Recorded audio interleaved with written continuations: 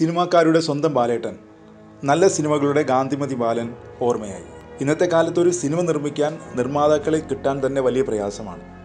അഥവാ കിട്ടിയാൽ തന്നെ അവരുടെ ഡിമാൻഡുകൾക്കനുസരിച്ച് സംവിധായകൻ ഉൾപ്പെടെയുള്ളവർ നിലകൊള്ളണം. എന്നാൽ ഇതിൽ നിന്നെല്ലാം വ്യത്യസ്തനായ ഒരു നിർമ്മാതാവ് മലയാള സിനിമയ്ക്കുണ്ടായിരുന്നു, ഗാന്ധിമതി ബാലൻ. എന്നും മലയാളികൾ കോർത്തുവയ്ക്കാൻ നിരവധി ക്ലാസിക് സിനിമകൾ സമ്മാനിച്ച നിർമ്മാതാവായിരുന്നു അദ്ദേഹം. പഞ്ചവടിപ്പാലം എന്ന ഒരു പേര് മാത്രം മതി അദ്ദേഹത്തെ ഓർക്കാൻ. 1984 സെപ്റ്റംബർ 28 റിലീസ് ചെയ്ത ഈ ചിത്രം ഒരുപക്ഷെ പുതുതലമുറയ്ക്ക് അത്ര ഓർമ്മയുണ്ടാകില്ല. പഴയകാല സിനിമാ പ്രേമികൾ ഇന്നും അതിലെ ഓരോ സീനുകളും ഓർത്തെടുക്കാറുണ്ട്. പത്മരാജൻ്റെ മൂന്നാം പക്കം, നൊമ്പരത്തിപ്പൂ എന്നിവയും സുഗമോദേവിയും ഇത്തിരി നേരം ഒത്തിരി കാര്യവും ബാലൻ നിർമ്മിച്ചതാണ്. കലാമേന്മയുള്ള സിനിമകളുടെ നിർമ്മാതാവ് എന്നാണ് ഗാന്ധിമതി ബാലൻ അറിയപ്പെട്ടിരുന്നത്. ഇപ്പോൾ ഒരു ചിത്രം തിയേറ്ററിലോ OTTയിലോ ഇറങ്ങിയ ഉടൻ തന്നെ അതിൻ്റെ വ്യാജ പതിപ്പുകൾ ഇറങ്ങാറുണ്ട്. വ്യാജ പതിപ്പിറക്കുന്നവരെ പിടികൂടാൻ ഇന്നിപ്പോൾ അത്യാധുനിക സംവിധാനങ്ങൾ വരെ നിലവിലുണ്ട്. ഗാന്ധിമതി ബാലൻ്റെ ക്ലാസിക് സിനിമകൾ ഇറങ്ങുമ്പോഴും വ്യാജ പതിപ്പുകൾ ഇറങ്ങുന്നത് പതിവായിരുന്നു. അന്നൊക്കെ വീഡിയോ കാസറ്റുകളായിട്ടാണ് വ്യാജന്മാർ വിപണിയിലെത്തിയത്. അന്നൊന്നും ഇന്നത്തെ ആൻറ്റി പൈറസി നിയമമൊന്നും ഉണ്ടായിരുന്നില്ല.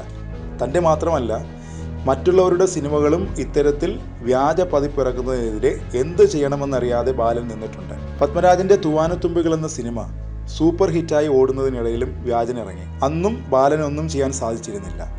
എന്നാൽ അദ്ദേഹം തന്നെ സ്വയം പോലീസായി മാറിയ സംഭവം ഉണ്ടായി. സിനിമാ നിർമ്മാണത്തിൽ നിന്ന് മാറി നിന്ന സമയത്താണ് അദ്ദേഹം അത്തരമൊരു റോൾ എടുത്തത്. സംരംഭകയായ മകൾ സൗമ്യ ബാലനുമായി ചേർന്ന് സൈബർ ഫോറൻസിക് ലാബും സൈബർ ഫോറൻസിക് സോഫ്റ്റ്വെയറുകളും ചേർന്ന അലിബൈ ഗ്ലോബൽ കമ്പനിയുടെ ചെയർമാൻ ആൻഡ് മാനേജിംഗ് ഡയറക്ടറായ അദ്ദേഹം. സാധാരണ ഒരു നിർമ്മാതാവ് അതിൻ്റെ പ്രൊഡക്ഷൻ സൈഡ് മാത്രമേ നോക്കാറുള്ളൂ. എന്നാൽ ഗാന്ധിമതി ബാലനെ സംബന്ധിച്ച് ഒരു സിനിമ തുടക്കം മുതൽ ആ സിനിമ തിയേറ്ററുകളിൽ എത്തുന്നത് വരെ അദ്ദേഹത്തിൻ്റെ കരങ്ങളുണ്ടാവും. അദ്ദേഹത്തിൻ്റെ സിനിമകളിൽ മാത്രമല്ല, സുഹൃത്തുക്കളുടെ സിനിമകളിൽ പോലും അദ്ദേഹം ഇത്തരം കാര്യങ്ങൾ ചെയ്തിരുന്നു. ഭദ്രൻ്റെ സംവിധാനത്തിൽ R മോഹൻ നിർമ്മിച്ച സ്ഫടികം, പ്രിയദർശൻ്റെ കിലുക്കം എന്നീ സിനിമകൾ അതിനുദാഹരണങ്ങളാണ്. നിർമ്മാതാവിന് വേണ്ടി സിനിമയിലെ സകല ജോലികളും ചെയ്ത് ആദ്യ പ്രിൻ്റ് വരെ എത്തിച്ചതും ബാലനായിരുന്നു. സർവ്വതിലും കണ്ണെത്തുകയും കലാമൂല്യം കാക്കുകയും ചെയ്യുന്ന ബാലൻ്റെ ഗുണം ആ സിനിമകൾക്കെല്ലാം ലഭിച്ചിട്ടുണ്ട്. അങ്ങനെയാണ് ബാലൻ സിനിമാക്കാരുടെ എല്ലാം ബാലേട്ടനായത്. ധാരാളം വായിക്കുക, സിനിമകൾക്ക് വേണ്ടി കഥ കണ്ടെത്തുക, മികച്ച എഴുത്തുകാരെ തിരക്കഥ ജോലി ഏൽപ്പിക്കുക, താരങ്ങളെ തിരഞ്ഞെടുക്കുക, ആദ്യാവസാനം നിന്ന് സിനിമ ഒരുക്കുക, അങ്ങനെയുള്ള നിർമ്മാതാക്കളുടെ പരമ്പരയിലെ അവസാന കണ്ണികളിൽ ഒരാളായിരുന്നു ബാലൻ. കാര്യങ്ങൾ ഇങ്ങനെയൊക്കെ ആണെങ്കിലും 90കളുടെ മധ്യത്തോടെ ബാലൻ സിനിമാ നിർമ്മാണം നിർത്തി. നിർമ്മാതാവിന് വിലയില്ലാതാകുന്ന പ്രവണത മനസ്സിലാക്കിയായിരുന്നു അദ്ദേഹം അതിൽ നിന്നും സ്വയം പിന്മാറിയത്. നിർമ്മാതാവ് വെറും പണം മുടക്കുന്ന ചരക്ക് മാത്രമായി അധപ്പതിച്ചതോടെ സിനിമ അവസാനിപ്പിച്ചെന്നാണ് ബാലൻ പറഞ്ഞിരുന്നത്.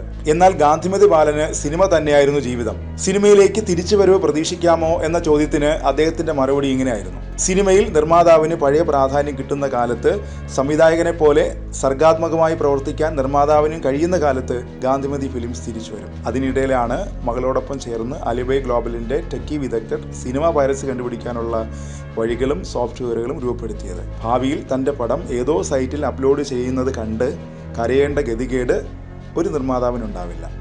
ഉടൻ കണ്ടെത്താനും കഴിയും എന്നായിരുന്നു ബാലൻ പറഞ്ഞിരുന്നത്. തൻ്റെ സെറ്റുകളിൽ ഏറ്റവും നല്ല ഭക്ഷണം വിളമ്പിയിരുന്ന ബാലൻ ക്ലൗഡ് കിച്ചൻ എന്ന പേരിൽ ഭക്ഷണ വിതരണ ബിസിനസ്സിലേക്കും തിരിഞ്ഞിരുന്നു. ഓൺലൈനായി ഓർഡർ ചെയ്ത് സ്വിഗ്ഗി പോലുള്ള കമ്പനികളിലൂടെയായിരുന്നു വിതരണം.